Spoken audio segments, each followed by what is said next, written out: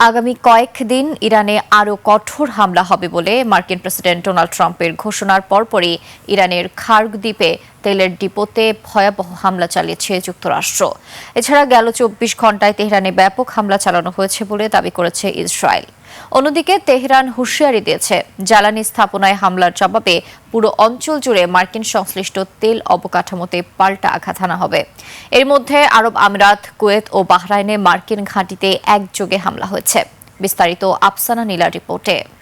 Lily ultra soft serum gel, যা গভীর থেকে স্কিনে দেয় ৩ গুণ সিরাম হাইড্রেশন। সিরাম জেল হাইড্রেশনে ব্রাইট থাকো সব সিজনে।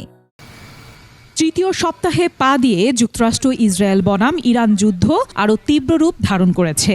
মার্কিন হামলা হয়েছে ইরানের সবচাইতে বড় তেলের ডিপো খারাক দ্বীপে। ডোনাল্ড ট্রাম্পের সামাজিক যোগাযোগ মাধ্যম ট্রুথ সোশ্যালে পোস্ট করা ভিডিওতে দেখা যায় খার্গ দ্বীপে মার্কিন হামলায় বিমানবন্দর ও রানওয়ে ক্ষতিগ্রস্ত হয়েছে।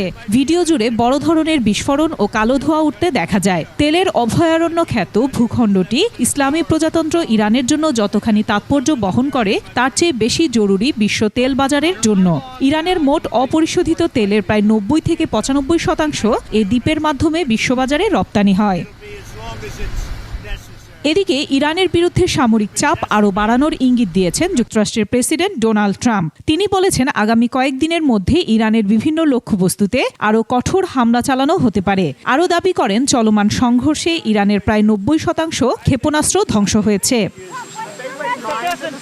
এদিকে মার্কিন পররাষ্ট্রমন্ত্রী পিট হেগসেট দাবি করেছেন, ইরানের নতুন সর্বোচ্চ নেতা মোস্তফা খামেনি আহত হয়েছেন। এছাড়া মার্কিন স্টেট ডিপার্টমেন্ট মোস্তফা খামেনি এবং অন্যান্য শীর্ষ কর্মকর্তাদের তথ্যের জন্য $10 মিলিয়ন পুরস্কার ঘোষণা করেছে।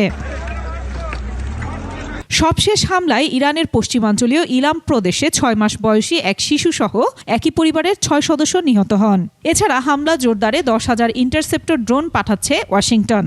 স্থল অভিযানের জন্য ২৫০০ সেনাসহ উভচর যুদ্ধজাহাজ USS ট্রিপলি মোতায়েনের অনুমোদন দিয়েছে ওয়াশিংটন।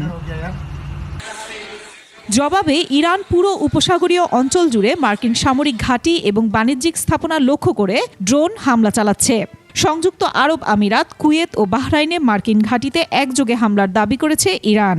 জরুরি পরিস্থিতির জন্য আগাম সতর্কতামূলক সাইরেন ব্যবস্থা সক্রিয় করা হয়েছে রিয়াদে।